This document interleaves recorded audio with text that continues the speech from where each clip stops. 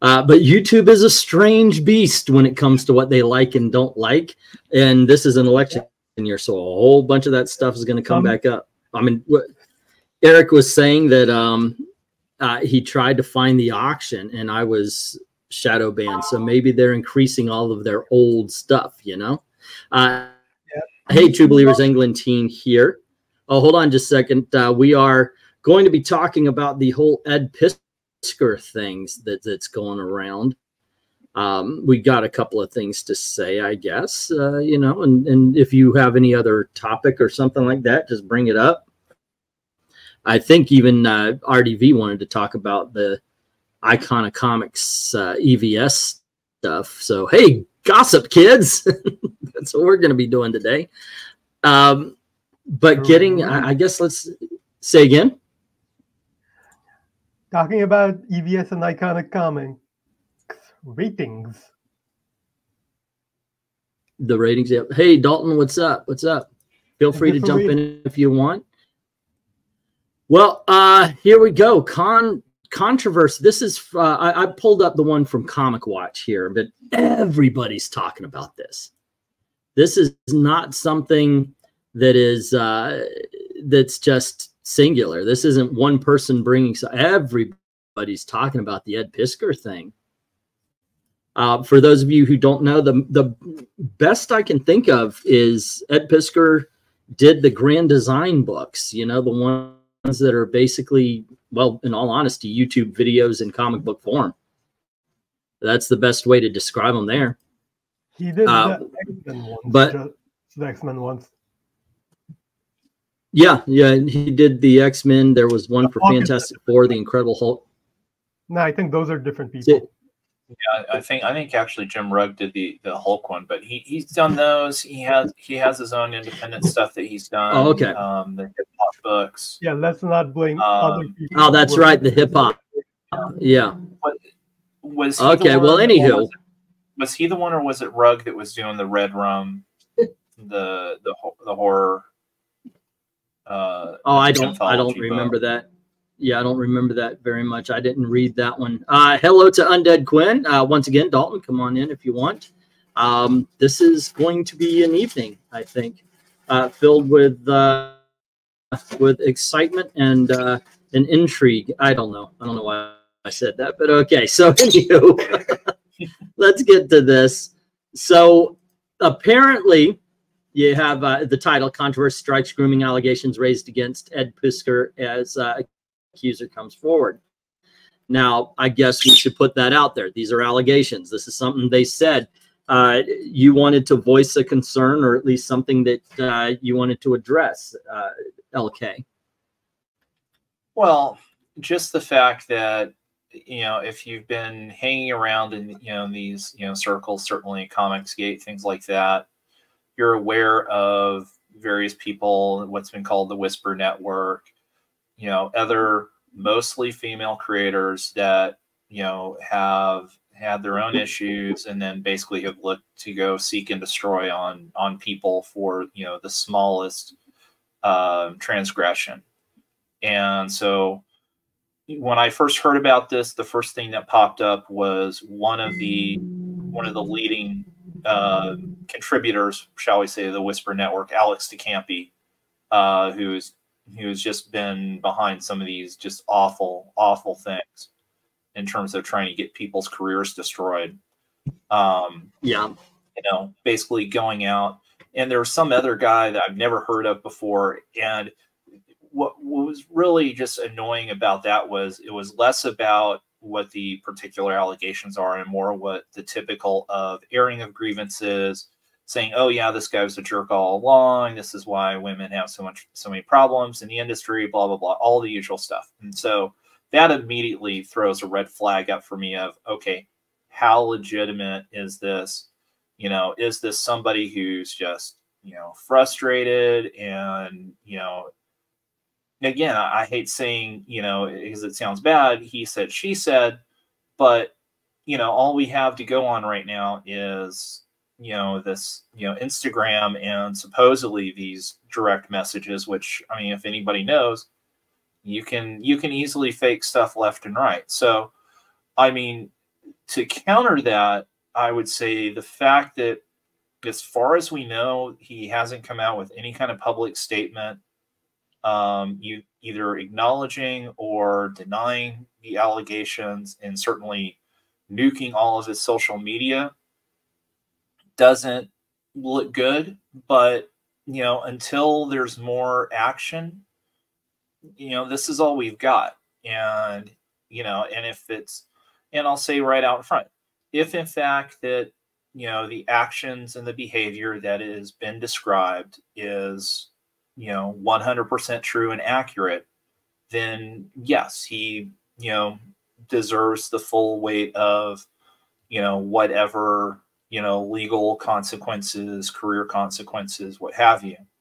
But if not, we've just seen too many of these instances where people have used social media to, you know, settle grudges, frustrations, et cetera, et cetera. And so that's, well, and the simple fact of the matter, I'm not ready to jump on the band, you know, carrying a torch and, you know, setting him afire.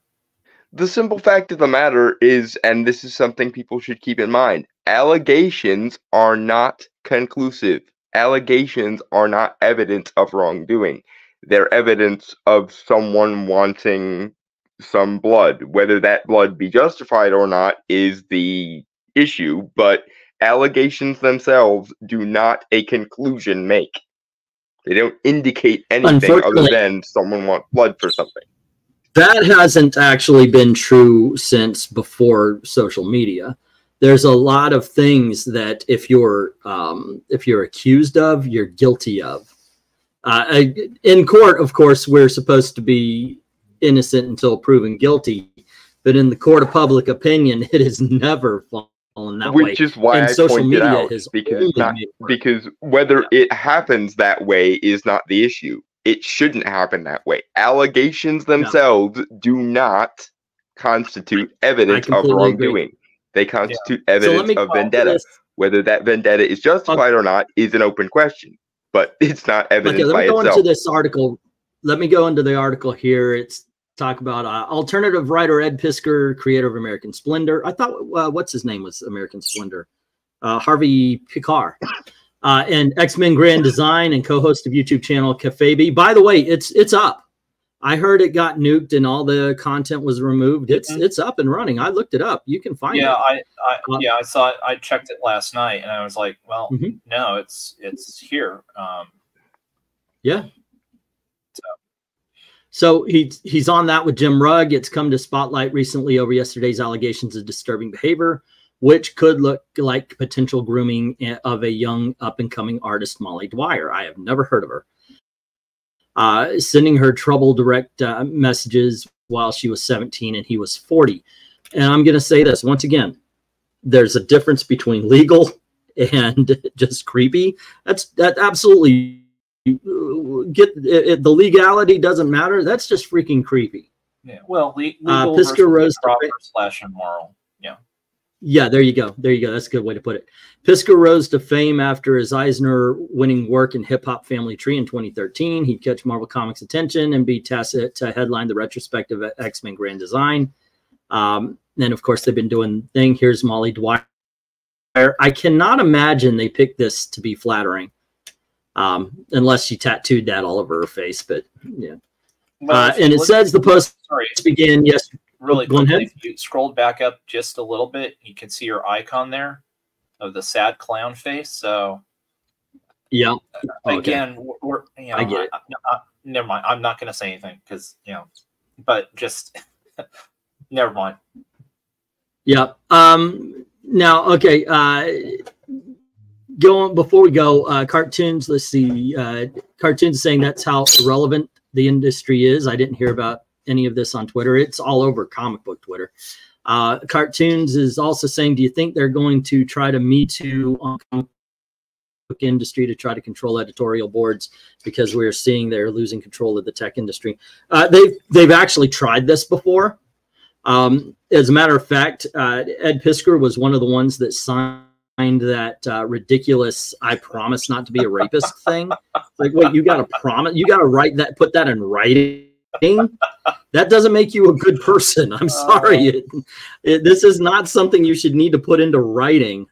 This is why moral panics are dangerous in that way, because once you accept the notion that everyone on a potential corner could be an immoral person, then paranoia becomes the standard. Moral paranoia becomes the standard, and everything evolves into madness.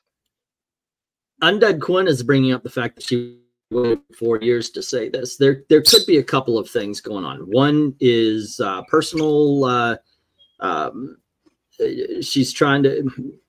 Okay, if you go to the Harvey Weinstein thing, there were a lot of people who put up with it because they knew he could help their career. And then when it came out, they jumped out and said, yes, he did this to me, but they didn't bring anything up while he was helping the career because they were afraid that he would tank their career. Look at what's her name from Mighty Aphrodite and Mimic, Mia Sorvino, father of Polly from Mia Sorvino. She actually came out and said, yeah, that guy's a freaking pervert, and her career just went the wayside. It got trashed. So a lot of people are afraid of that, and it is very possible that this young lady felt the same way. That she was afraid because she did want a career in comics and she didn't want to vote. Now you could say, who the hell is Ed Piskor that could do that to her? But it might not be Ed Piskor. It might be an editor or two that are friends with Ed Piskor that wouldn't like to hear this kind of thing about their friend. So it could have been that. Go on ahead. Let's also be honest. It's not always a one-sided thing. Don't tell me that none of these people ever did those things on the grounds of being opportunistic, i.e., they fully knew how creepy it was and they didn't mind because they were being opportunistic. Not saying everyone, but some people definitely were opportunistic. It could have been that, and then there is the thing where she could have said it and nobody listened. You know, I guess I'm going to be a Tim Pool here. I'm going to be a fence sitter on this one because, once again, I think he's creepy but you got to also look at the legality. It could have been her being, as you said, opportunistic. It could have also been her being afraid of being blacklisted or even jumped on. A lot of people are afraid of being canceled. Let's just get over it. Cancel. You're breaking up. You're breaking up, Theory. And he might have frozen up there, folks. He's roboting really badly on my end. Yeah. Oh, and then he just sped up. There we go. Did it catch up? Yes. Yeah. Well, I'm at a hotel. Yeah, I'm at a hotel using hotel internet. Oh, been there, done that. Yeah. I'll just say real quickly. I mean, you know, when the whole Me Too movement, you know, first started up, there were definitely some, you know, legitimate issues that came up. But then, you know, activists and opportunists saw this as an opportunity to settle grievances and try and raise careers, and it created a whole star chamber of whispers and trying to destroy careers. And comics was, if not the worst, one of the worst offenders. I mean, when you look at the attempts that, you know, some of these lunatics took to try and, you know, ruin Sean Gordon Murphy, Scott Snyder, Warren Ellis, others, because, you know, basically they took that person's goodwill and twisted it into something that it wasn't. This is why you should be hesitant with any of these accounts. And again, I mean, look at how they, you know, basically, you know, hampered / destroyed Warren Ellis's career for the last 3+ years. Yeah, and as Dalton said, every single person that was involved with Ellis was a legal adult and knew exactly what the heck they were getting into.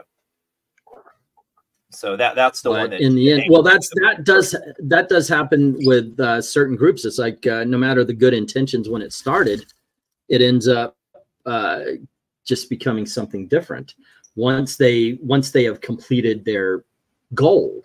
And you have this movement, this Me Too movement that came up, which, you know, hey ladies, okay, look, this is something you should be speaking out, because a lot of women wouldn't speak out when they were harassed just because of shame.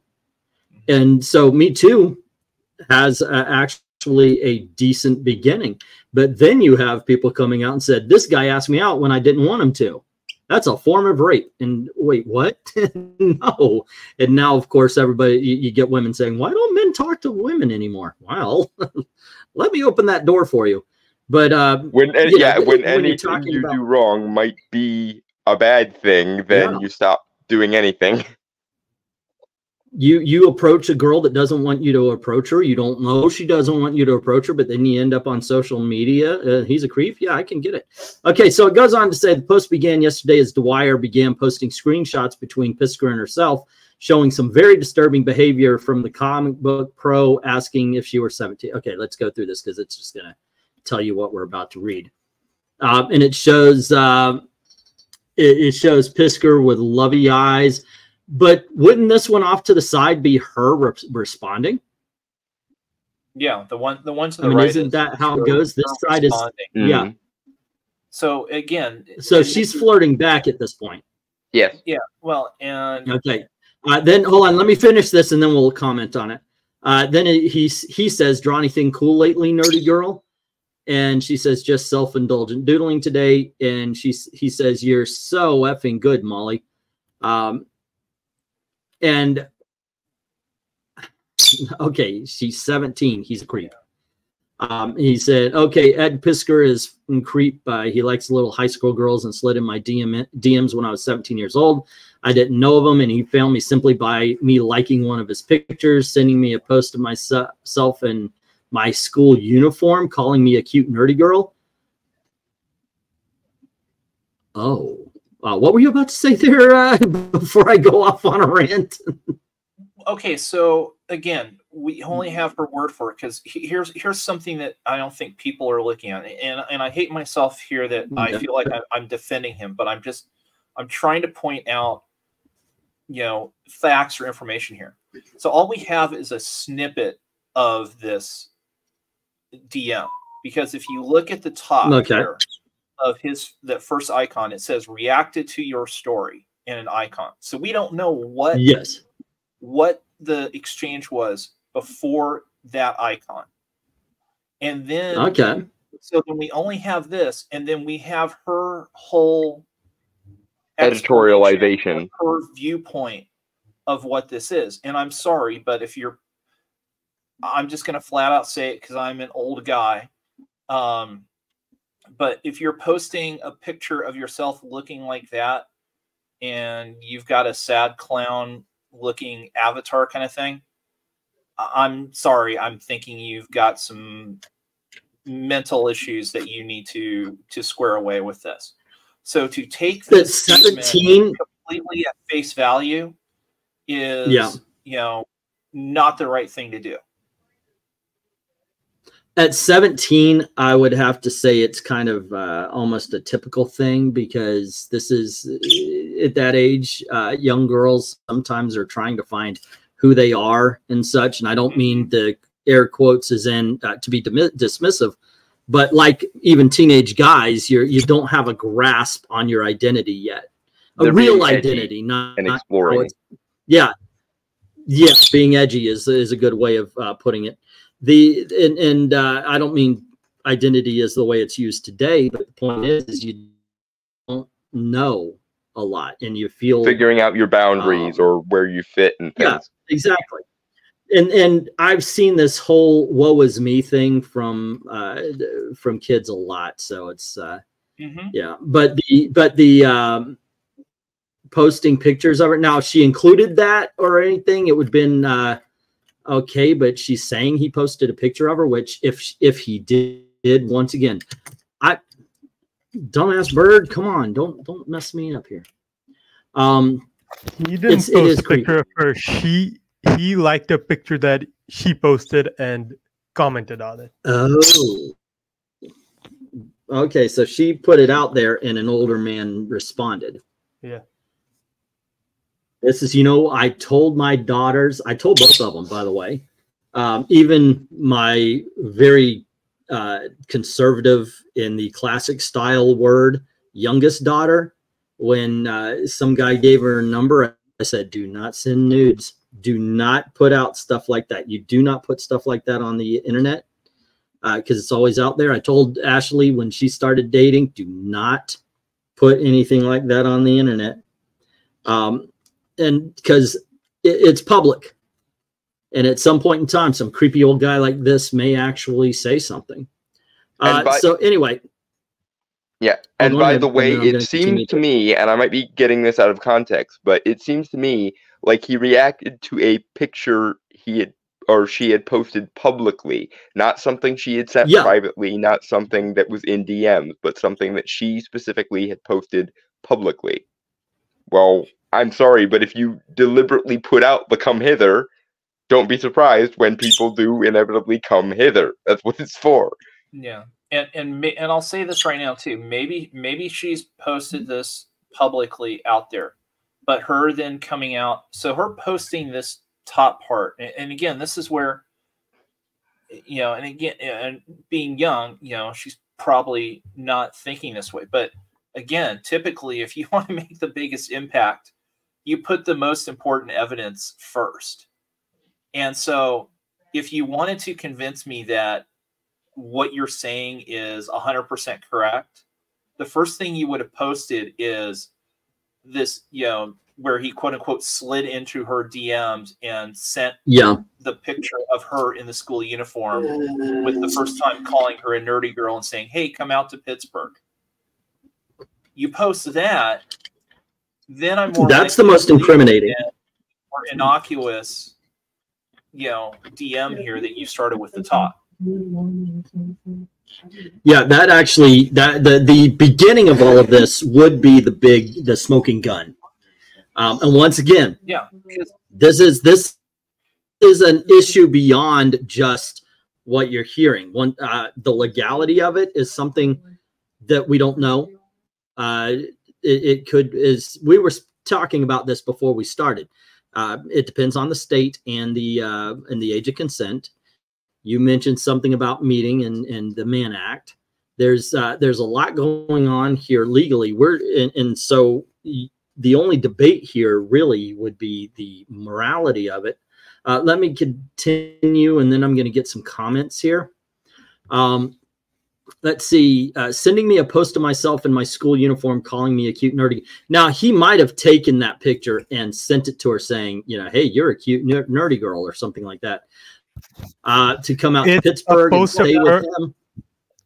When it says a post of her, it's basically he either screenshotted or sometimes. Yeah, that's what I'm saying. If it's one thing, look, it's one thing if somebody posts something and you go, oh, that's really cute, or you look pretty. Of course, in text, it's like, you look cute. You are very pretty. So you can't text control does not how convey people read stuff on the internet. Yeah. Okay. So, but if he took it and then sent her a post of it in her DMs, that's creepy as F. If he just writes on a picture, oh wow, that you look very pretty here. That's a little bit different, but it could be taken the wrong way because, like I said, you can't control the text. Okay. So it says overall effing weird with no gray area for what he was trying to do over the course of a year. Obvious to anyone on this planet, calling me a good girl and a naughty girl all the same time, sending me unfinished pages of his as a secret and gassing me up constantly. Basically, that sounds like flirting to me. That doesn't sound necessarily whatever the saying my art was good and saying he'd promote my work eventually as COVID phased out, and I think he saw I was not just some nobody high school girl drawing gore art. I started ghosting him, eventually understanding this was weird as F. So that was her take on it. But literally, she had that long thing to say about heart face. She replies with hearty emotion. Draw anything cool lately, nerdy girl. Just self-indulgent doodling today. You're so good, Molly. That's what she was. That's that entire couple of paragraphs was based on 4 lines. And you're right. We don't see the beginning. We don't. I don't know if we're going to see And she ended it with, and then I ghosted him, and thus far I don't see anything that implies that he tried to force her into anything. So she saw things were getting creepy, and then she stopped engaging. So that's part of where's the crime? But that's part of grooming. Grooming isn't necessarily saying, "Hey, come on over to my house and let's do it." But grooming is you step in, you're the mentor, you're getting close. Right, but it's a long con more than a short burst. Right, but so far what I'm seeing is she has the power to refuse him, is what I'm saying. Yeah. So yeah, well, that is true in any sense. The fact that she is flirty as well, and you might have just been, here's an older guy, and she's just kind of feeling it, especially if she's feeling sad clown, paint my face so I could cover up who I am, as we see in the pictures vulnerable here. If she's feeling that, and then she's getting attention from a guy who is an already established comic book artist where she wants to go. So she feels special. Yeah, he's not particularly ugly. He's well known, so maybe she's actually feeling, oh, this is so sweet. And as she got older, she realized how it wasn't sweet. Let me get some comments here, guys. Let's see. Where was the last one? Ed nuked his Twitter. I didn't know that. All the cancel pigs are jumping on him. I'm pretty sure. There's so much missing context. This is all Undead Quinn. She does not provide that proof. I agree with you guys that I would like to have seen a little bit more. I mean, obviously, look, she put this out in public. Otherwise, this would be a whole hell of a lot of none of our business. When you put it out in public for people to talk about, okay, it's something to talk about. And so, yeah, I agree with what LK said. Start at the beginning.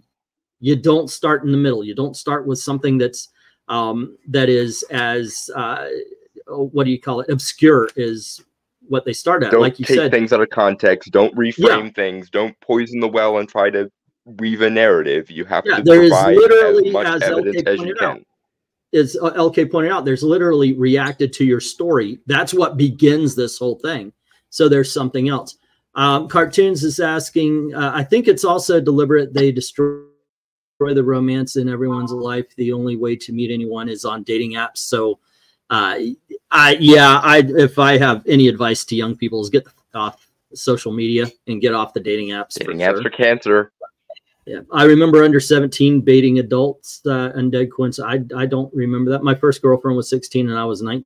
Now people call me a that is questionable.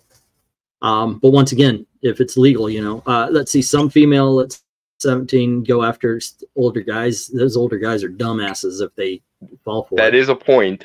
It's not like you've never seen a younger woman trying to honey trap an older sugar daddy.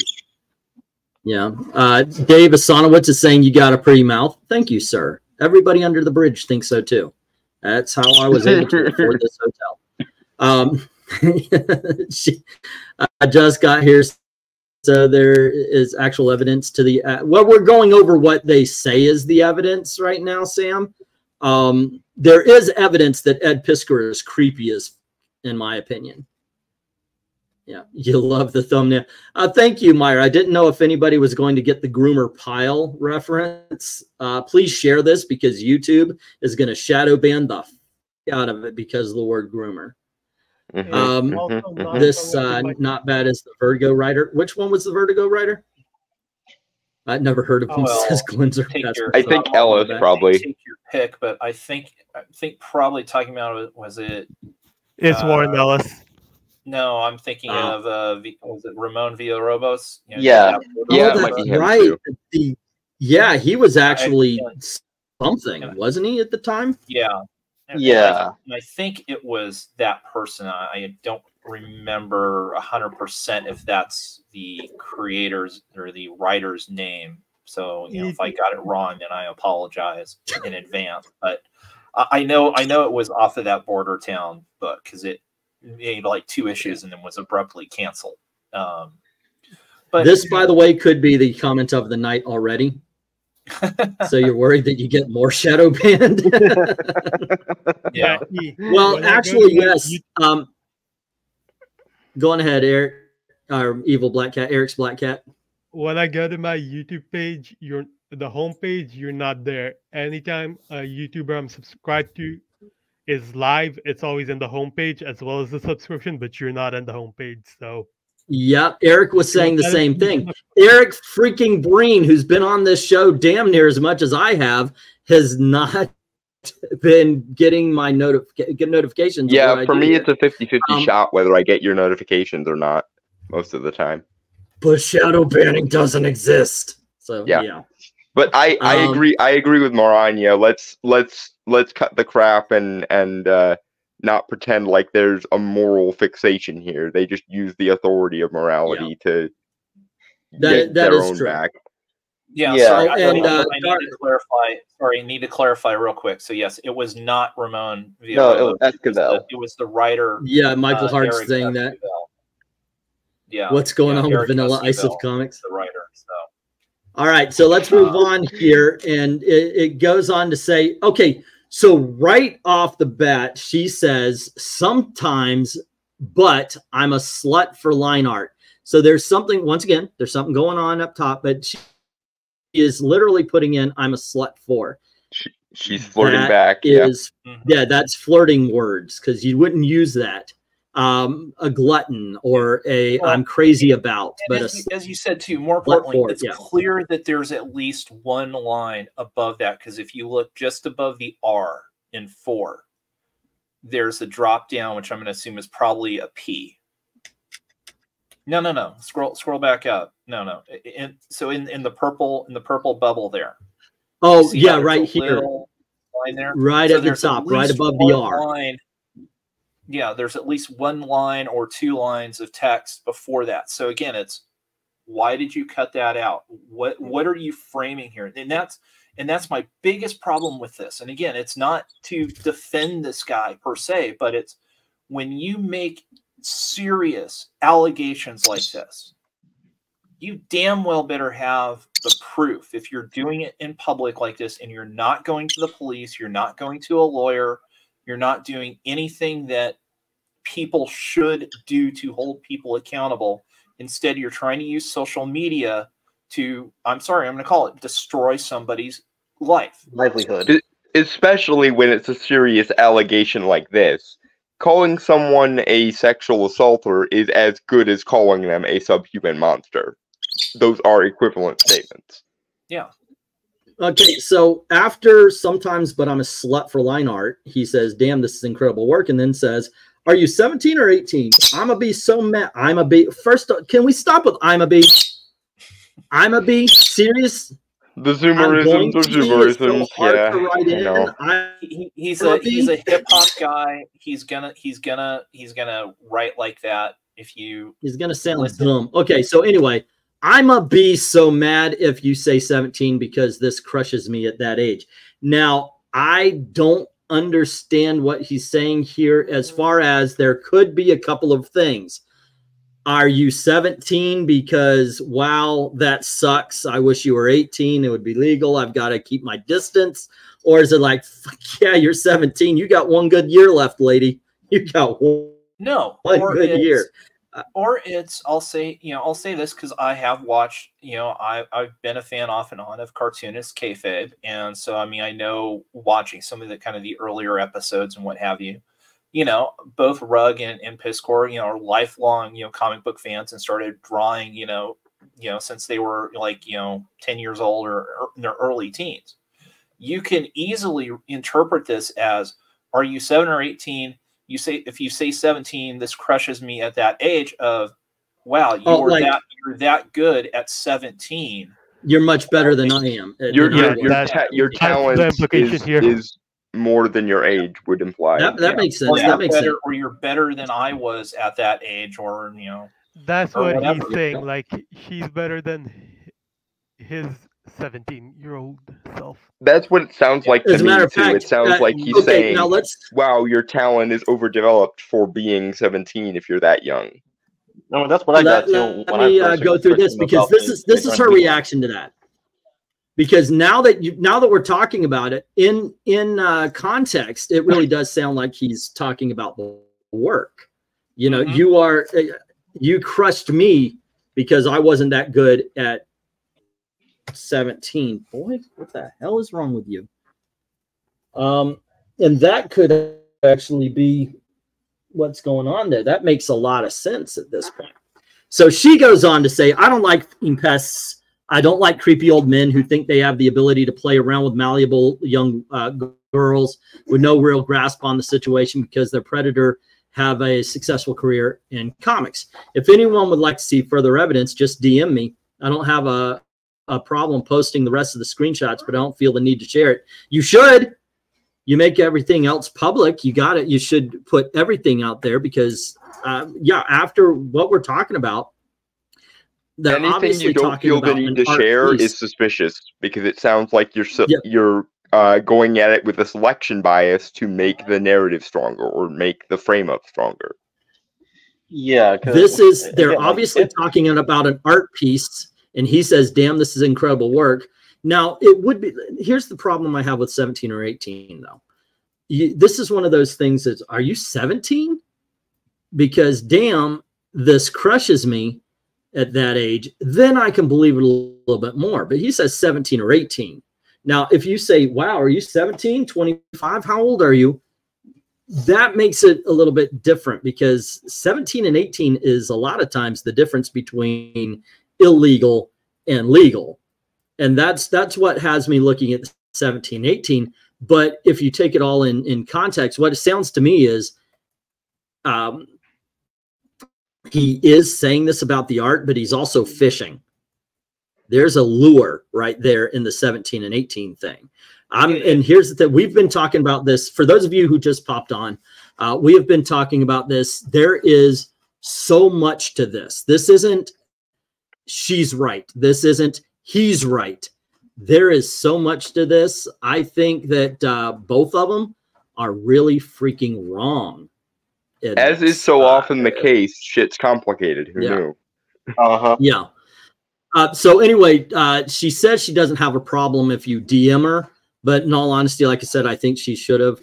Ed could argue and say that that was not his intention or that he was just being friendly. I find nothing normal or friendly about a 40-year-old man asking a high school girl about her classes, calling her a good girl, naughty girl. I didn't see naughty girl in any of these.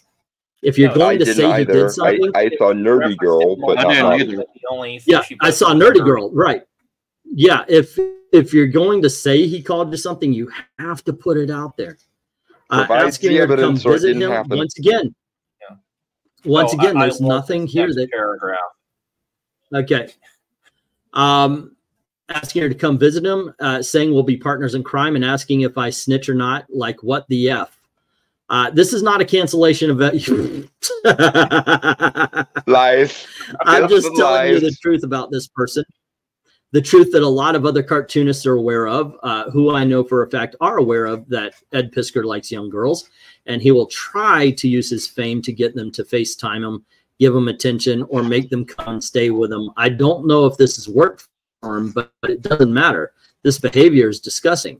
This is me saying what happened in 20 to 21, and if this happened to you, you're not alone. Unfortunately, I need a t-shirt that says Ed Piskor tried to groom me.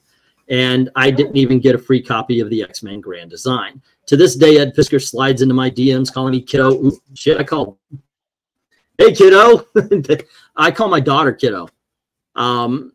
Sometimes it's just, you know, I don't term know. of endearment. But she's not his daughter. Yeah. Further confirming our inappropriate age gap. Seeing that I am not just some random girl who can draw that he can groom enough to come to Pittsburgh to watch him do a stupid strip. He's doing now about little girls from broken homes. Switchblade Shorties is a disturbing comic from a fucking creep who likes little girls. What the F? And of course, let's not do that. Let's not project things Let's not project things onto someone based on the kind of creative stories they tell. Oh, because that's hold on. Okay, bullshit. Wait a second. We spoke too soon. She spoke too soon. Okay, because now here is the screenshot where he says, naughty girl, that's my favorite. I feel, but what's his favorite? Yeah. Not that naughty girl is a nice thing to call, but once again, there's a part of the conversation not put in here. It sounds to me like you'd be a she good partner drew in something crime. and sent it to him, and he's reacting to that. Yeah. But I could be wrong. Okay, well, let me get some comments here, and then if you guys have anything to say up, and then we're going to talk about this version of it.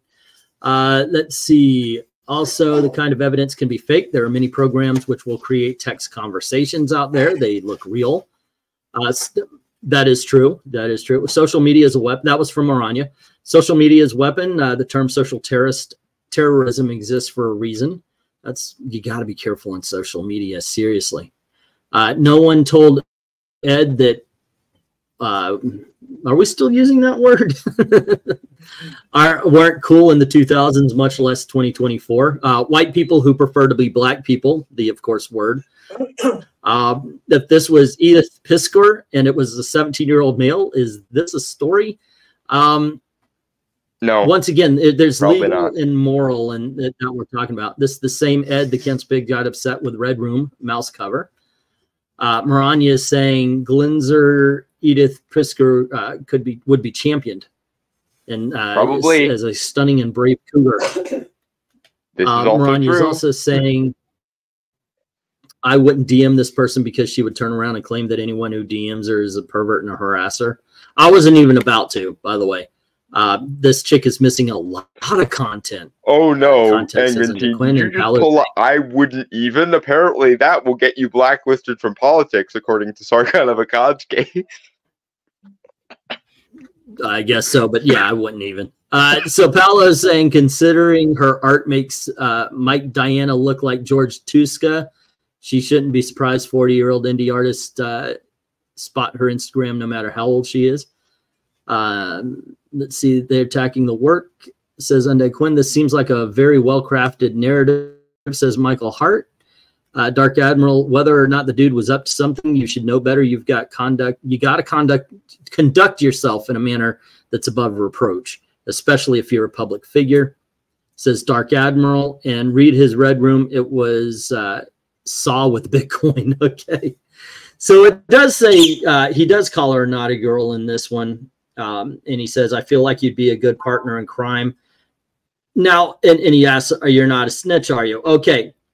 So she said, come up to Pittsburgh, be with me. You're not a snitch, are you? Here he's saying, I feel like you'd be a good partner in crime. You're not a snitch, are you? I could do this right here. I can read this right now. Well, yeah, hey, I feel like you'd be a great partner in crime. You're not a snitch, are you? It's like, okay, if we rob banks, you wouldn't rat me out, would you?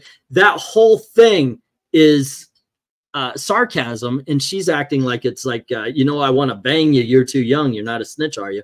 So yeah, it's the bad people around every corner. It's the Nazis around every corner type mentality. Mm-hmm. Yeah.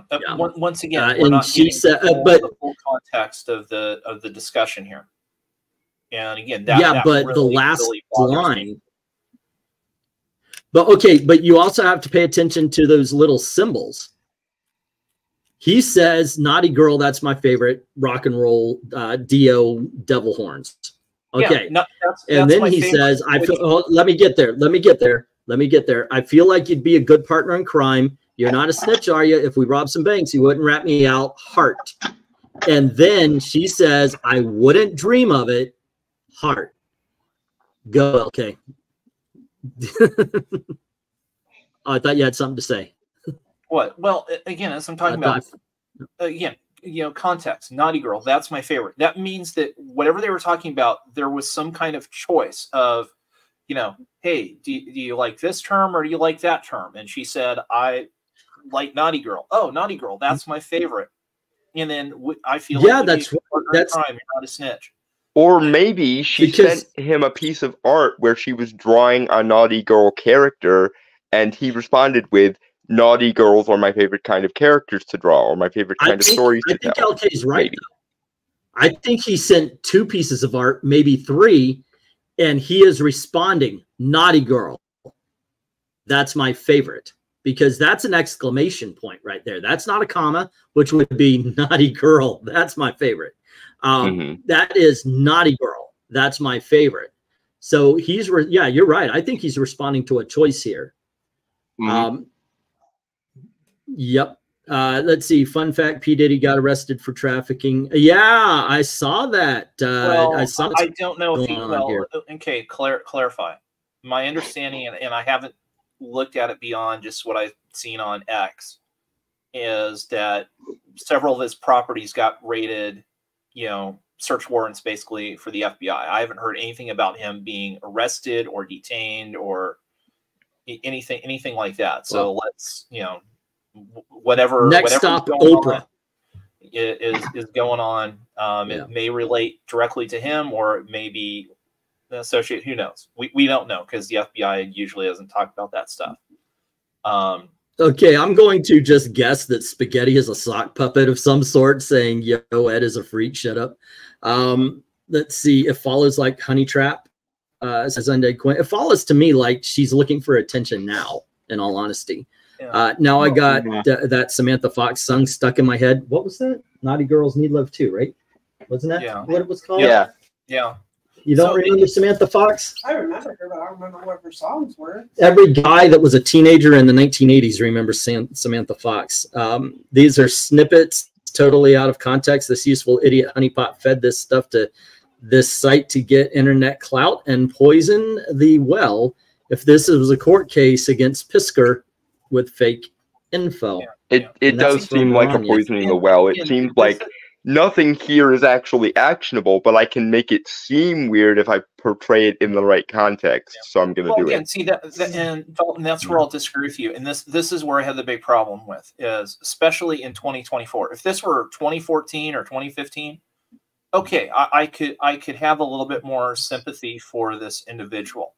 But in 2024, there are so many resources now for, you know, men and women, you know, that find themselves in this situation, especially if she's still in high school at this point.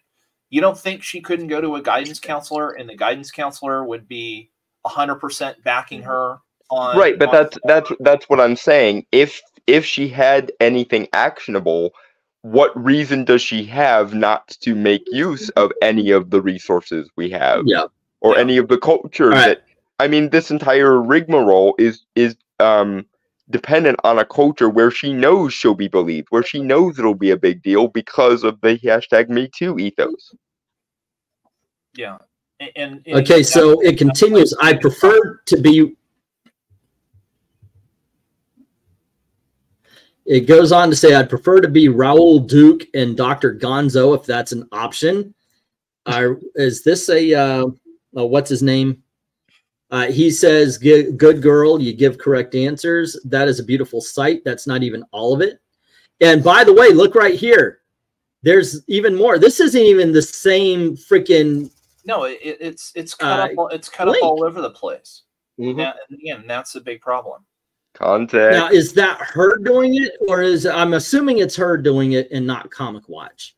That's not even all of it. So yeah, there's a word bubble above that is a beautiful sight. After he says, good girl, you give the correct answers. That last one, the back bedroom has a drawing table in there too. You can crash there if you ever wander into my side of the state for a few days, and old video games. This is one of the most beautiful collections I've ever seen, she says. And then there's a spot where we're looking at a picture of some sorts, but it's cut off as well. Do you know what this reminds me of? LK, you'll remember this. A lot of you old farts will remember this as well. But a long time ago, as a joke, they would do these fake interviews where they would like say, hey, President Reagan, what did you do this afternoon? And it would have a song or something, and it would be something, I played with my balls all day or something like that.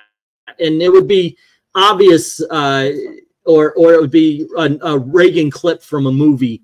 And it was so out of context, but it was played for comedy. That's what these things are looking like. It's looking like, hey, he's a groomer. You know, or one of those old advertisements. Hey, Gil, let me move you there. Oh, sorry. It's okay. I just, I know. not necessarily the news, right, Meyer Greenblatt? But yeah, they used to do these. It was done for comedy, and here, it really does sound like this is what she's doing. It I looks remember like she's cutting it up to make a narrative. I remember one that was like an audio recording of Vincent Price that was like how to cook young boys, and it was obviously taken out of context from different horror movies he had done, mixed with different cookbooks he had audiobooked for. Yeah, like bad lip. Yeah, the modern day version of it, Admiral Hare, is bad lip reading. You're right. Bad lip reading. Okay, moving down. It says, Jesus, I'm sorry that you've had to deal with this. I'm always terrified that I'll come off this way when telling artists how much I love the work. Sorry if I've ever been. I don't know who that is. But she says, I unfortunately feel the need to state that this is not what this was about. I am not trying to say this. I was answering freely. I felt like he was trying to groom me. This is about inappropriate nature of Ed Piskor's communication with me. I was way younger than him and starstruck that someone faced like I was posting to essentially no one but my friends. Also having a boyfriend who knew of his work and wanted me to push and respond to him didn't help. I am totally fine. I am not trying to ruin anyone's come on. No, yes, you are. And why did you flirt back then? Or try to and say people shouldn't reach out to artists or artists stop reaching out to their audience. Unfortunately, that is going to be a side effect. It's kind of like we talked about it earlier. The Me Too movement started off, I think, with good intentions, but after a while, you had people saying asking a girl out if they don't want you to is a form of rape, and so people don't ask out. As a matter of fact, I remember Henry Cavill got in trouble because he says, yeah, I don't approach women anymore because you don't know what's going to happen. You could get Me Too, you could get canceled in media. That's Henry freaking Cavill. But then again, I would assume he doesn't actually have to approach many women. Well, but also think about it. If he had approached someone and he didn't want a long-term relationship with them and the woman was salty because he's Henry freaking Cavill, and she wants I got the top 1% of Sigma men trophy. Well, then he's creepy. Then he's a rapist. Then he's whatever. And whoop, there goes whatever remains of Henry Cavill's career. Yeah. Okay. Where did I leave off? I'm not trying to blah blah blah blah blah. Say shouldn't reach out to artists or artists stop reaching out to their audiences. What I was going to say is this is a side effect that's going to happen. I mean, the side effect to people selling autographs on eBay are now you got to pay up to $400 for certain celebrities. Things happen. Nothing happens in a bubble anymore. It's when you're dealing with somebody even as low maintenance famous as Ed Piskor is, it's going to be out there. It's just going to be out there now on social media or whatever the F. I'm stating that it was weird. I was 17 turning 18, a senior in high school. He was 40. There was no good or wholesome reason for a grown-ass man to be calling a young girl naughty. You show us where he called you naughty and not a picture, because that was a choice that he was answering. Or telling him to come visit him. That is creepy, but you didn't show that. Perving on her pictures in her uniform. He said he liked it. That is, in my opinion, pervy.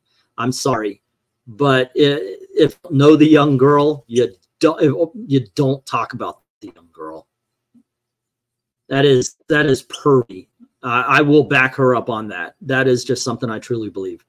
Constant complimenting with vague implications. You sent it. Oh, sorry. I apologize. Gail has asked me while we're in the hotel, don't yell. She sent that shit back. She was giving as good as she got in that case. Yes, she was. Now you can forgive a little bit because she was young. Maybe she got caught up in it. And I do believe that the person who is ultimately responsible here is the adult who is, what would that be? 30, or not 33, but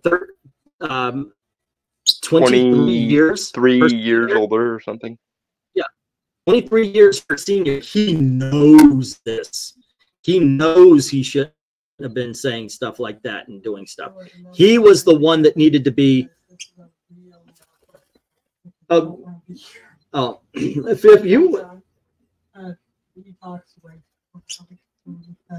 you want to comment, feel free.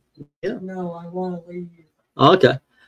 She says, I'm 21 now. I don't like that sex pests can do whatever the F they want and everyone just lets them because they have success in any field. What if I went to his house, was more naive, more desperate for attention, weird as F? I don't know what goes on in his life, or what if it's possible he has continued to do this since, and people say nothing. People do nothing. You can take those what ifs and shove them, my dear, because the fact remains you didn't. Nothing happened, as far as we can tell from this.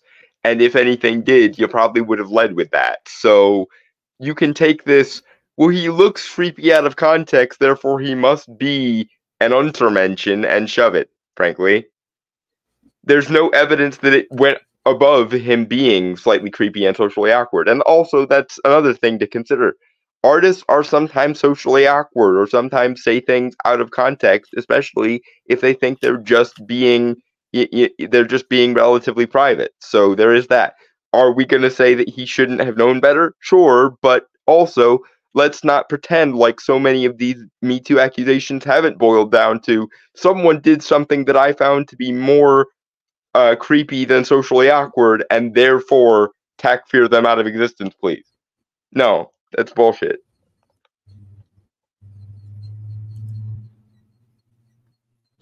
Yeah. Okay. I'm trying to think of what's in my daughter's expressed disdain for the topic at hand. So she's put on her music, and I'm going to try to talk a little bit more calm because we are in a hotel. We're trying to get out of it as soon as possible. Look, I don't think that he was creepy out of context. I think he was creepy in context. He is supposed to be the adult here. He should not be talking to a 17-year-old girl. That is, I would also have to ask, where are the parents in on this? Why didn't she go to the parents? It does seem like she was flirting back, but still, you know, and that's the whole thing. Even if she was flirting back, he's the adult. He's the one that has to put up the stop sign. He has to go, whoa, whoa, whoa. There's a reason why damn near any time I talk to a young girl, I talk to anyone, I'd bring up Gail 15, 20 times. I try to, oh yeah, my wife likes it. Oh yeah, my wife likes it. My wife. I say that a lot just to get it out there because I will not put myself in that position. And I think he is the same way here. She made a narrative. She made a narrative. I agree. Everything was out of context. I agree. He was still the adult, and he was still 40 years old talking to a 17-year-old girl that was not his family at all, or a family friend. But even if he was a family friend, then her parents should have some sort of knowledge that they were talking. But there you go. If you guys have something to say about it, then I'll move on to some comments here. Well, I thought Black Cat was trying to say something. Oh, go on ahead, Black Cat. No, that was a joke at the time. Oh. We moved on. Oh, okay, sorry. Yeah. Well, I was actually going to say something earlier, but when I stumbled upon this, like during the weekend, I was taken aback. Like, wait, really? So I started like read further along line from the screenshots, and yeah, much like you guys, it just comes out of a situation that was not only taken out of context, but both of them were in the wrong. Like with Ed, he should have like been an adult instead of like acting like he was still a teenager. As for the girl herself, so she's not really put out any like incriminating evidence to show that he might have been like perverting her. But so far, well, for what we've gathered, and even reviewing this, they're just talking about art and not anything else. And it seems like, for the most part, this was him encouraging a younger artist who he thought had promise. for the most part. Obviously, there was that first, instance of slightly weirdness, but it never seemed to have grown larger than that. And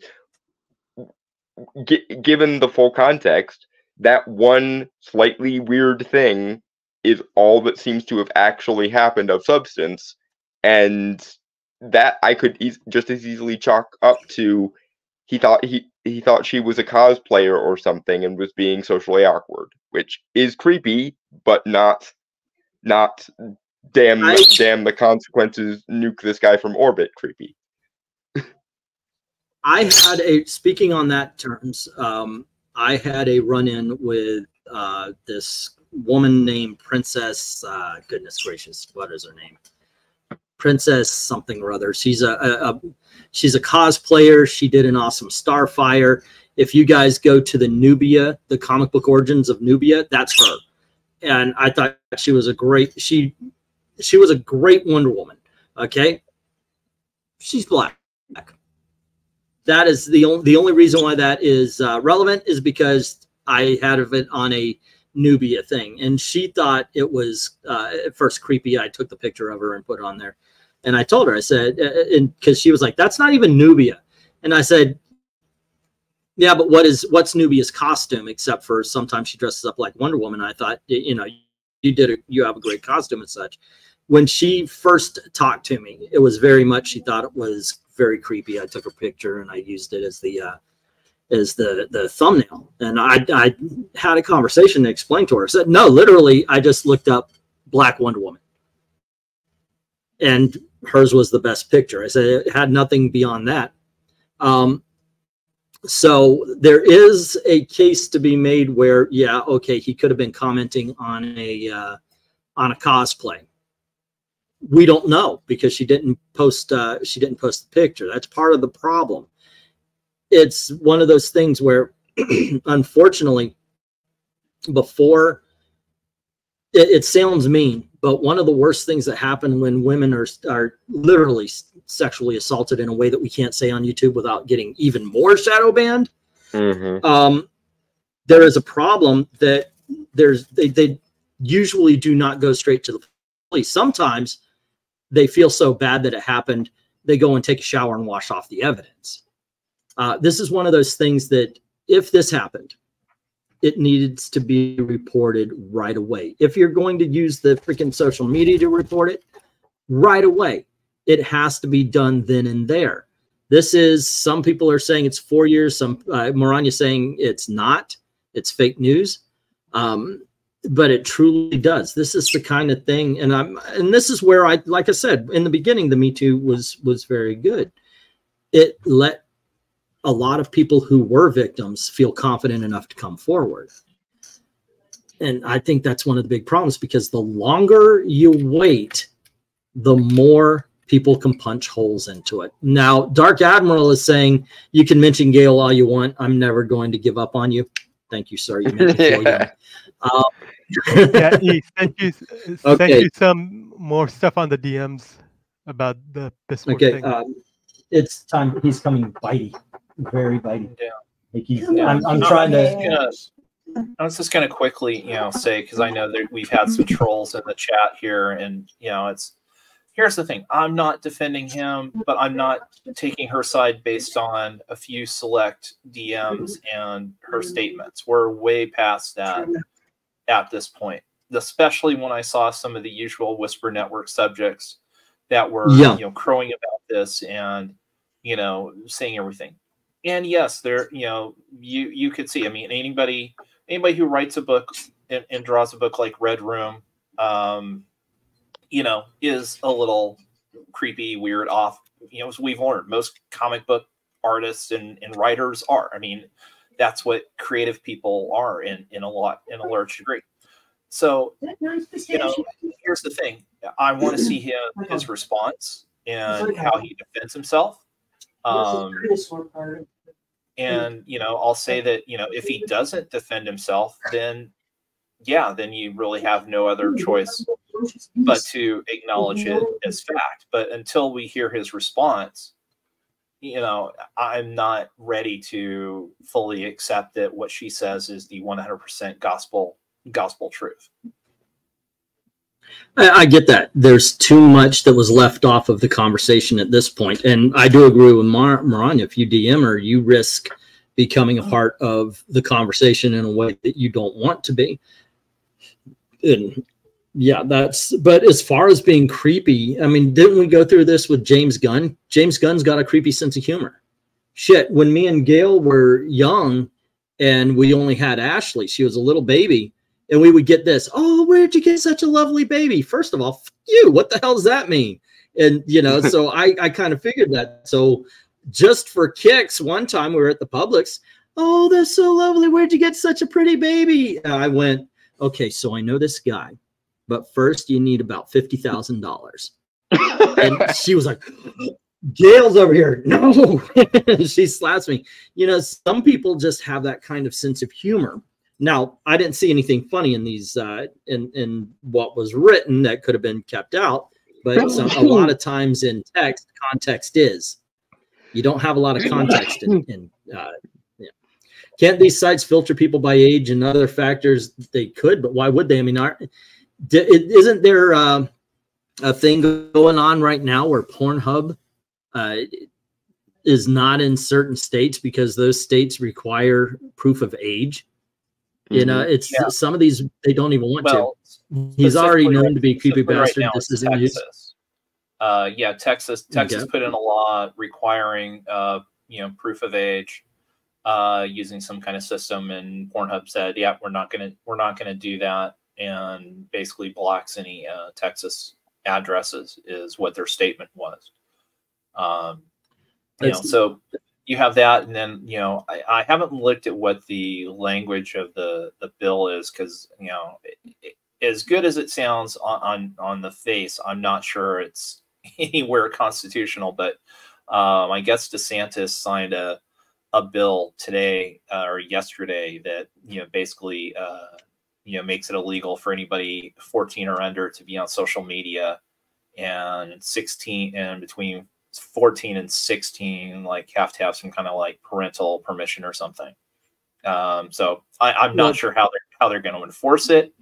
I'm not sure if it's actually going to pass, you know, any kind of a constitutional muster. But yeah, there are some states that are trying to deal with. I hate when bureaucracy gets involved in things like that, because it actually does stymie actual freedom and actual creativity. When other people poison the well of an open source thing like the internet. Maranya brings up the possibility that the ages are wrong. I can understand somebody saying they're 40 when they're 38. I did that. I say, you know, okay, I'm 54, even though that's 6 months away. You know, sometimes you do that. You round up. I remember Mike Pence getting skewered for not wanting to be alone with a woman. Not that I like. I get it. You know, as you get older, I think you understand that a little bit more. Anymore, all this is more cancel pig drama. Yeah, it does sound that way. But once again, I think this is a bunch of, both of them are wrong in some situation, because she's cutting this thing up to make a narrative, but he shouldn't have been talking to a 17-year-old girl. I'm sorry. That is creepy as it really is. It really is. At 40, yeah. Useful idiot honeypot with fake DM evidence being used to crucify Piskor, says Maranya. All I was trying to say at Spiffy is that everyone is corrupt in one way or other. So people that try to morally shame other people don't have ground to stand on. Okay. I think Nubia can be a decent. All characters can be decent. I don't think there's I've said this before. I don't think there's such thing as a bad character. They're just bad writers. Let me scroll down. I'm sorry. I'm going to skip over a couple of these. False charges is a real problem. I do agree with that. Him silent makes him look more guilty. Yeah, and again, I'll reiterate on that.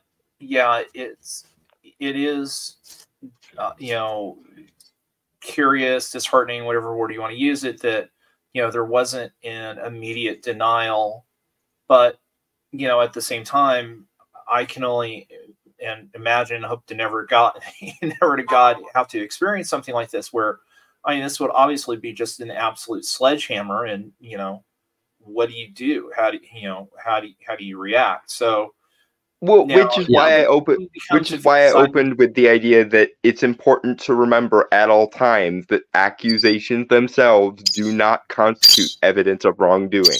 No, but as I say, I mean, if he stays silent for say a week, then that's where you can start to make a logical leap that there is something to this.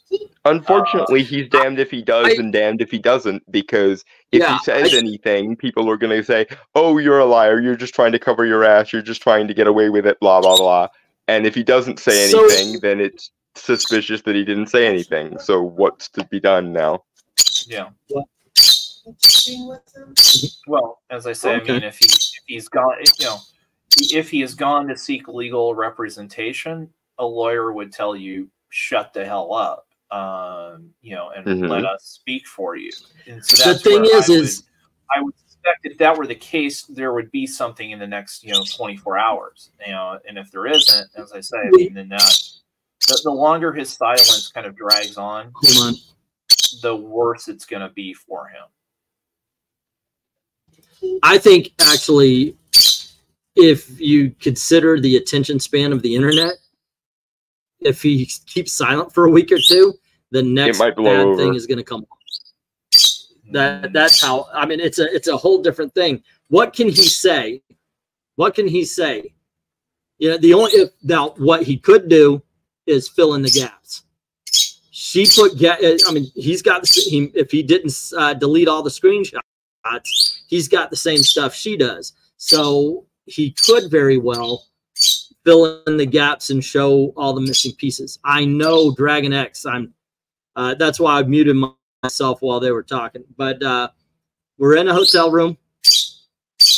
He's a little bit. He's wanting out. That's what's going on. And unfortunately, even if he does provide the exculpatory evidence, he's still going to have an uphill battle in the court of public opinion because of the gender bias. That's I believe it was Glinzer who brought it up earlier. If this was Edith Poser and she had been talking to a young 17-year-old boy, this probably would have never been a story in the first place. And then, as Maranya said, there's a good chance it would have been heralded as hoorah, gender, abolition, etc. Because, unfortunately, it's much easier for people to assume that in any sexual issue between a man and a woman, the man is guilty or wanted it or what have you. To the point that if a man is the victim of a woman, you almost never get taken seriously, even when you're Johnny Depp and have oodles and oodles of evidence. People still will say, you need to lose your job.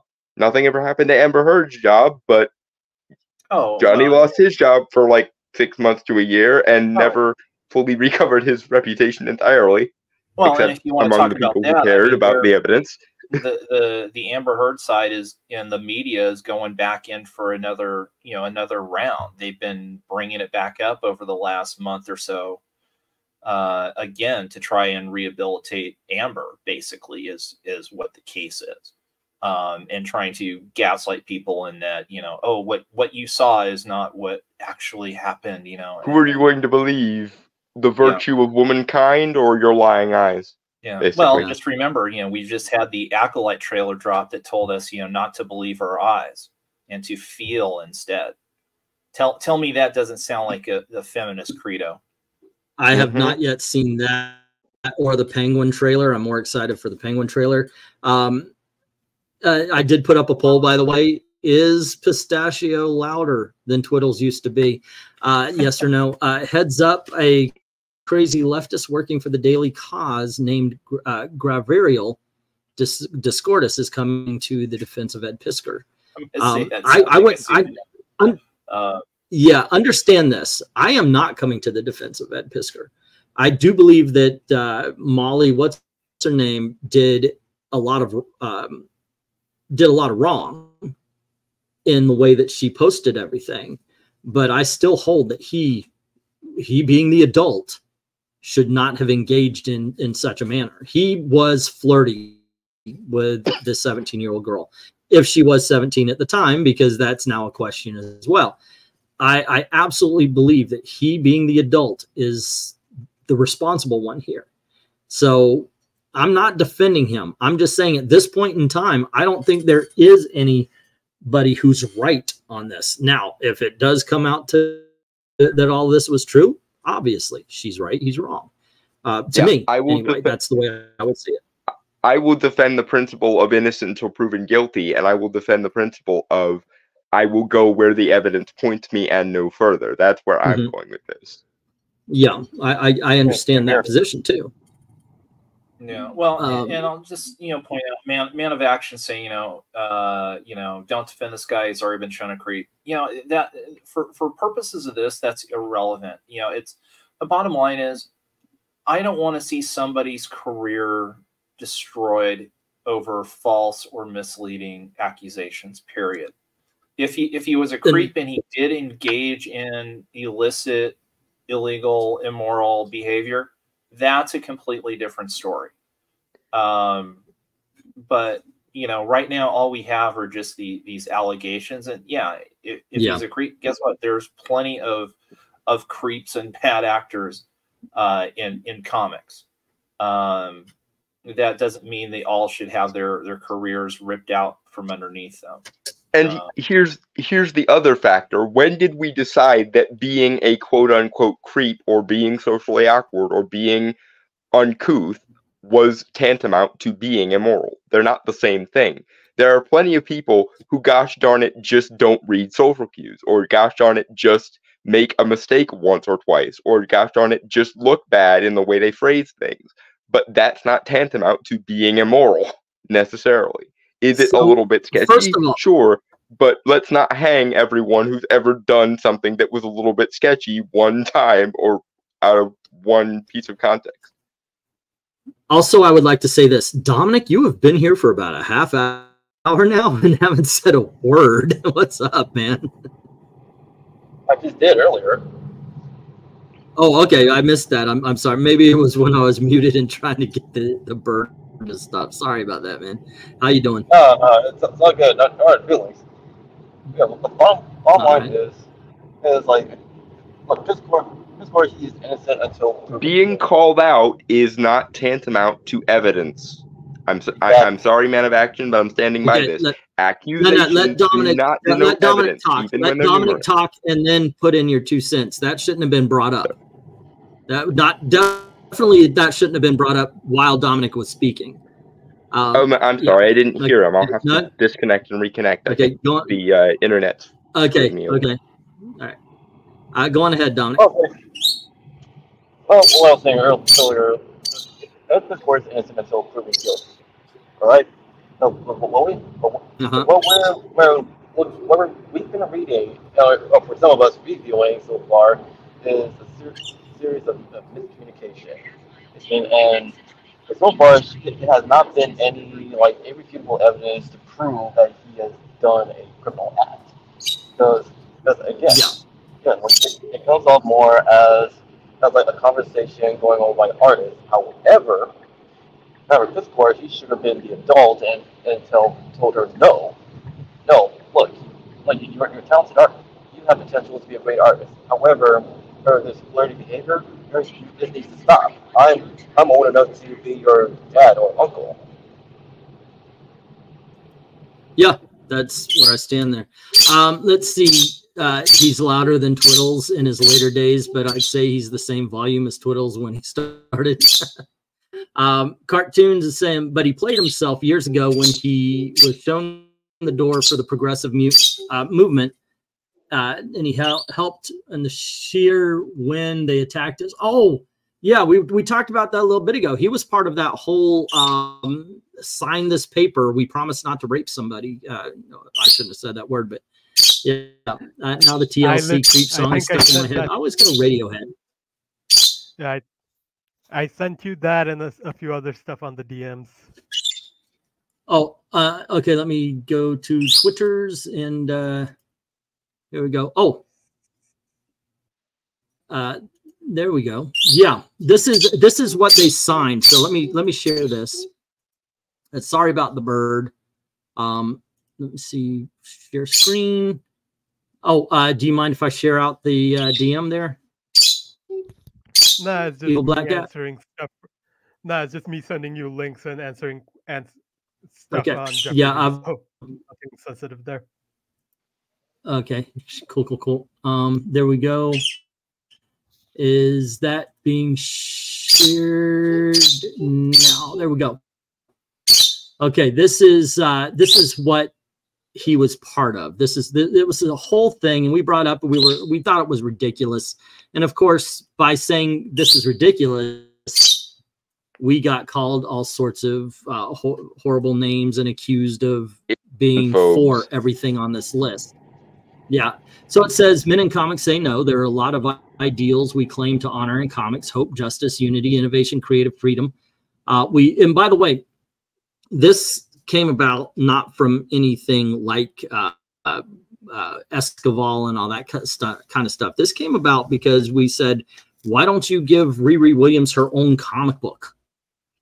You know, why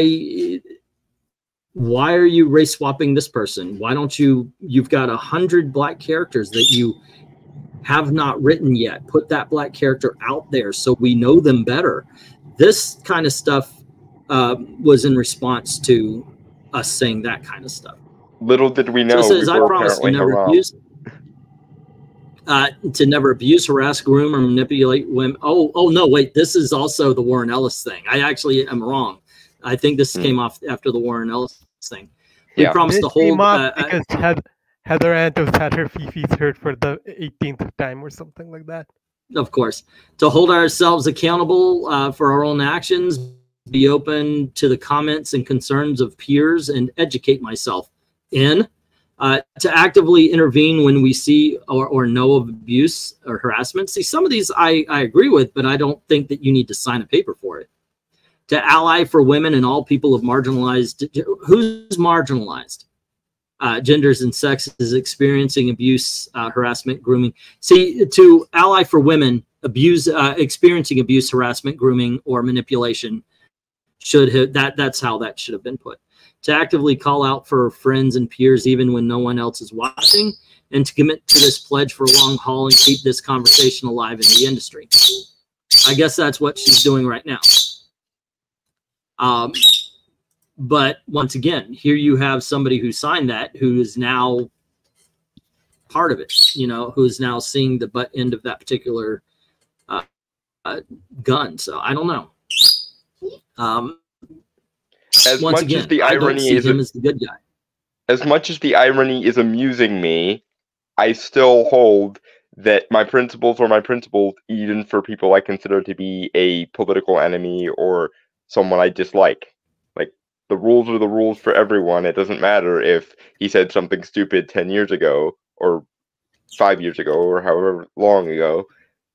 He still deserves, by virtue of being a human being, innocent until proven guilty, and that accusations do not themselves constitute evidence. It's still funny, but I can laugh about it without being an unprincipled hack who goes, well, you said the thing, and then you did, and then someone accused you of the thing, therefore you must be one of those male feminists who we always make fun of. As amusing of a meme as that is, it's not a serious position that I actually espouse. It's just a joke, and I can joke about it without condemning someone. Okay, so I don't have any, excuse me, I don't have any link to any Daily Cause writings or article. When I typed in Daily Cause Ed Piskor, I got Gabrielle Discordia, but it went straight to the Twitter thing. No, no link. Let me see. I'm linking to this person, and I'm afraid that's what's going to happen. Is I'm going to get shit for this. Okay, we do still have. Okay, here we go. Here we go. I think I have found the tweet. Oh, no, I didn't. Okay, hold on just a sec. I'm going to share what I've got here then.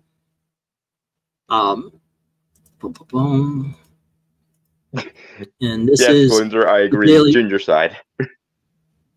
young artist. Okay, so this person from the Daily Cause, and yeah, I've seen the profile and everything. Nut bar. Okay, we do still have due process in America, so talk like this is pointless, guilty or not. This started as a Nazi turf blog psyop and the virtue signal for social media hype on the day one crowd totally fell for it. Of course, the anti-turf Star War post is completely passed over. Wait, what? Star Wars, the acolyte pushes evil transgender idea. What does that have to do with anything? So, it's the Fandom Plus. Fandom Pulse. Okay. Yeah, he's attacking Fandom Pulse, which is John Delaraz's website, right? You know, and so there. So I mean, that's just as dumb as anything on the right. And you know, I just wanted to comment. You know, Man of Action has been on here, obviously wanting to roast Ed Piskor on a spit. It seems like, in saying, oh, this has already been known out. He's been mentioned multiple times in the past, and you're all late to the party. It's like, well, fine, I'm late to the party because I've never seen a news article. I've never seen it come up in, the few people that I follow. I just knew him as this, kind of, offbeat dude from Cartoonist Kayfabe. So fine, I'm late to the party. You know what? Yeah, accusations aren't evidence themselves. Again, this is more than if this is truly, some, well-known open secret in the comics industry, then shame on the Heidi McDonalds and the Rich Johnstons and all the other people that knew about it and refused to do anything. And oh, by the way, I just checked Bleeding Cool. I took the chance of getting some kind of virus or malware on my system, and guess what? There's no article on Bleeding Cool yet about this. So do you want to do we bounding into comics? I actually protecting a good friend or what? I mean, so that's it. Again, it's my issue is just, again, more of these just allegations thrown out there with very little evidence to back them up. And I'm sorry, I'm not a listen and believe person anymore. I'm a verify, and then I'll believe. You have to these days. You have to verify especially these days with as much as serious as this. Yeah. Yeah. Somebody named Tone of Dial. When then was he proving? Nobody's saying he is. I am saying he should have been the responsible adult. Abso-freaking-lutely.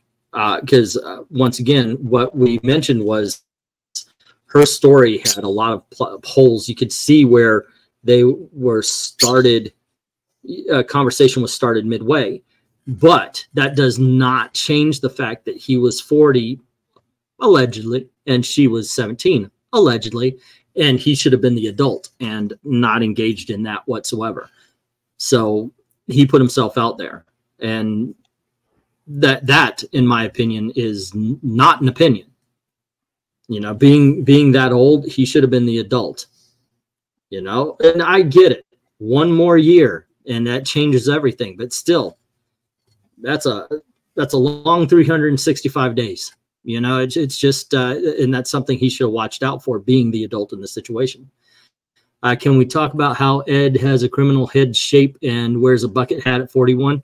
No such thing, and it doesn't matter. Yeah. Ironically enough, people who are coming to Ed Piskor. Science that your head shape was supposed to determine whether or not you had a phrenology. Thank you. Yes, phrenology. Yeah.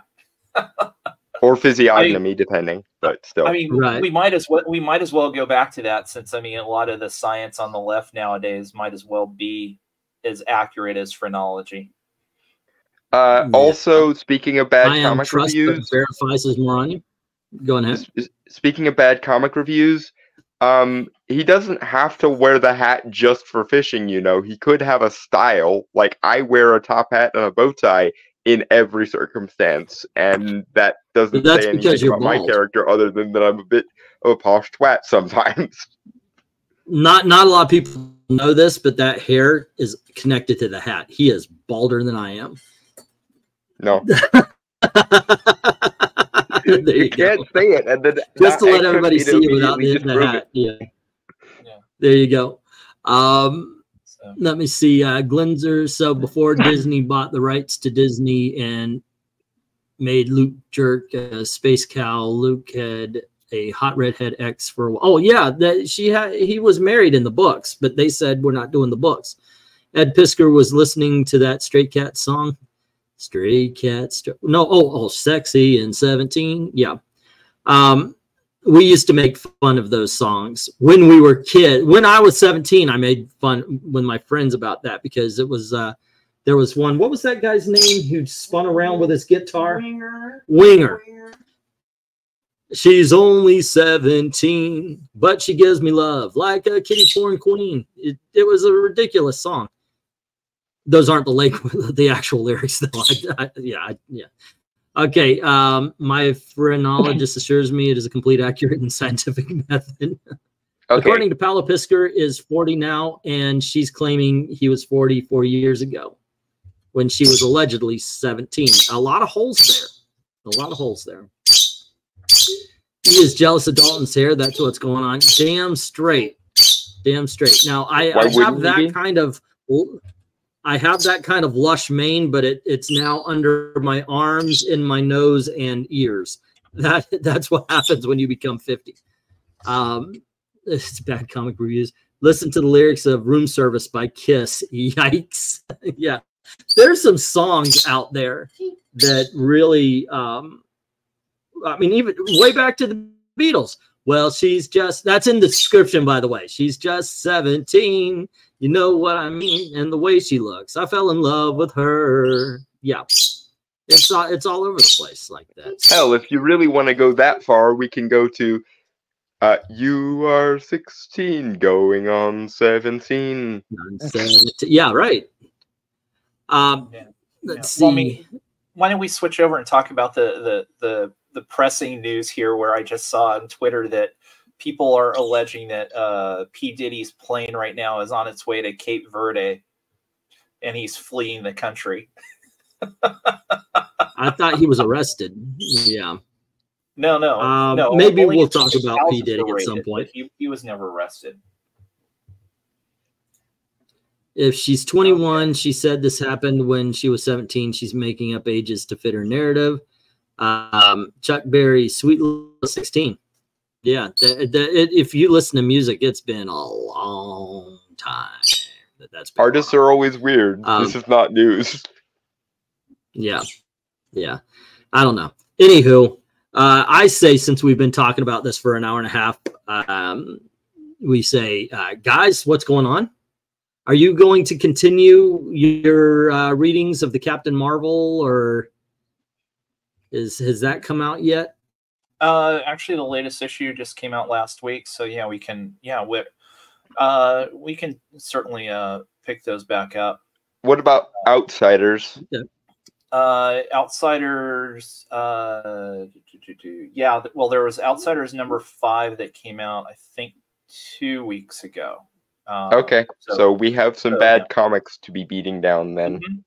Yeah, and then of course we can get back to Spider-Woman, which I will say that issue 5 was probably the best issue thus far. And believe it or not, it was because it was a team up with Spider-Boy. I still hate the book and hate the direction it's gone. But I haven't even read a new comic this week. I think a big part of it is that, no longer having to be a side book to Gang War. They were able to continue the story, but I so despise what they did to the character in that. It just annoys the heck out of me. When we could have. So I'm being asked by Glinzer. If Captain America, Nick Spencer's Captain America Omnibus is worth it. Nick Spencer can sniff my anal vapors. There is no. I'm sorry. No. You're talking about the whole the whole freaking Hail Hydra bit with nothing good. Nothing good comes of that. Nothing good comes of that. But is the only good that came from it was my review of comic book issue number 25, where you got Hawkeye. Oh, look, Falcon's wearing his friend's clothing. Isn't he awesome? No. And Barf, don't even get me started on fucking Barf again. Good Lord, no. No. No. Nick Spencer's Captain America. The FBI should be raiding Nick Spencer's freaking house for writing goddamn, what was that? Secret Empire. Secret Empire. And creating Barf. Can you make this? This is the Cosmic Cube. No, it's a magazine page, you dumbasses. You got walking around. This is one of the problems with comic books for a long time now. You know what? We want to show them doing something awesome. So we're going to have Superman fly from one side of the cosmos to another in 3 seconds. Okay, then why is he ever have a problem? And now you've literally got a character in the Marvel freaking universe that can look up a picture in a magazine of a cosmic cube and barf up a working freaking cosmic cube.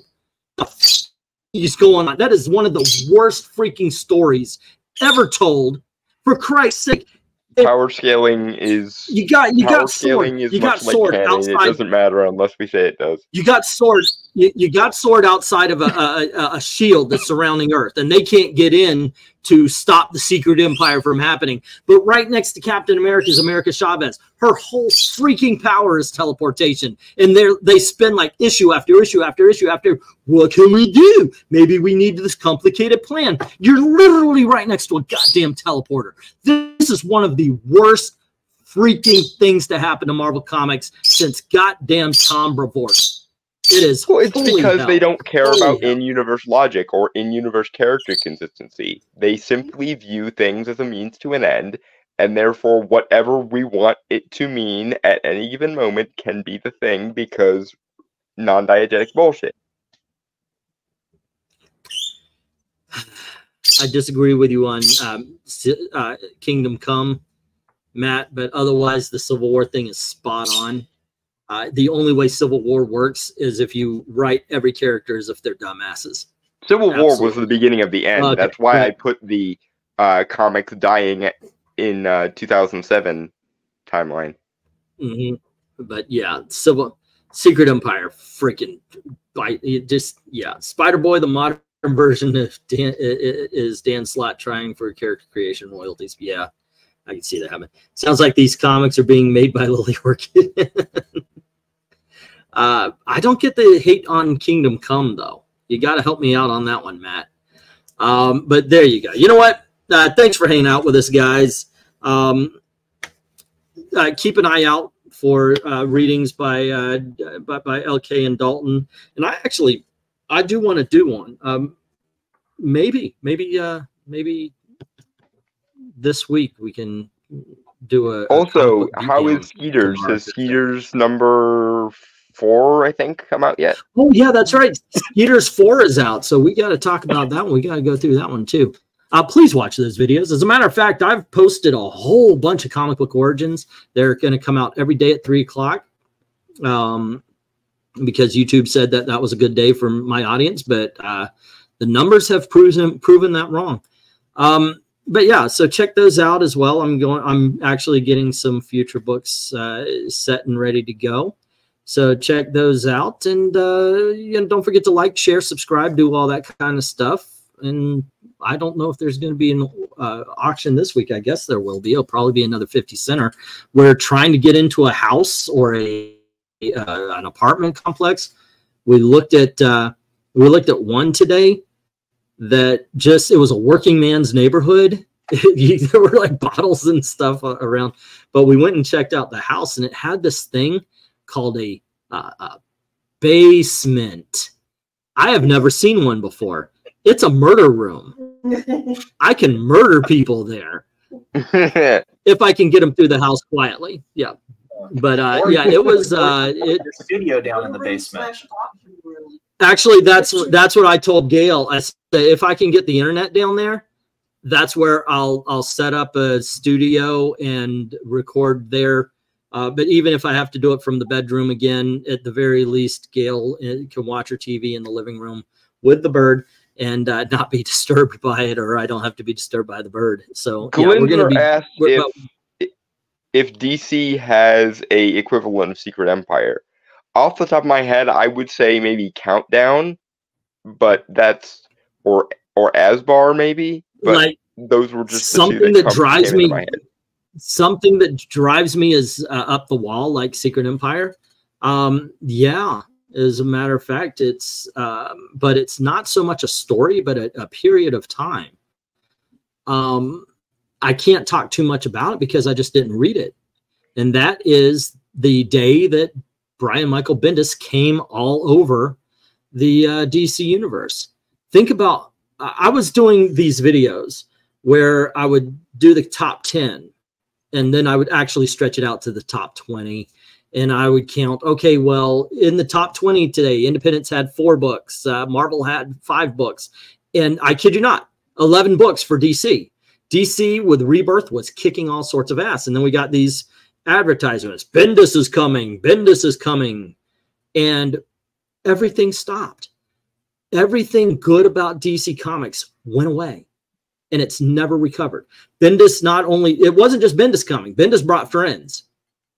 And they f***ed DC. They bent DC over a desk. They licked their palm and they raped it. It was just horrible what they did to DC Comics. And it's never recovered. What's worse is the people that came after Bendis and Friends. Yeah. Which is the current. Yeah, but Bendis was the harbinger. He was the first horseman of the DC apocalypse. That period. Think about we had these brilliant stories by oh my gosh, Tomasi. We had these brilliant stories by Tomasi, completely ruined. Not only ruined, but you can't go back, because then you've got to change Superboy, who is now a gay teenager, back into a kid, and you got to take away that particular storyline. We missed the story where John Kent grew. And John Kent discovered himself, because it wasn't done like that. It was announced. It wasn't a storyline. It wasn't a gradual thing that we got to know a character on. We lost beautiful stories by Peter Tomasi. We lost an excellent. We lost excellent stories from Justice League. We had some great stories all across Rebirth. I mean, there were a couple of iffy ones. Tom King was a hit and miss until he completely whiffed it. But in that, like I said, it's not so much a storyline that pisses me off, but that period, it's the same thing I think about with this new Tiana ride where Splash Mountain was. You could have redone the island. You could have redone Tom Sawyer's Island and kept the best ride of the parks in there. And now we can't go back. Now we can't change it, and that's what really pisses me off about the Bendis run. There you go. Anyway, once again, thanks for very much for hanging out with us. Don't forget to do all the clicking and liking. Thanks for being part of the conversation, guys. This is probably going to be an ongoing story. If something changes, we're going to pop back on and talk about it as we go, though. Please check out their readings and such. And as always, thank you very much for watching. Have a good night. Cheers, guys. Everybody.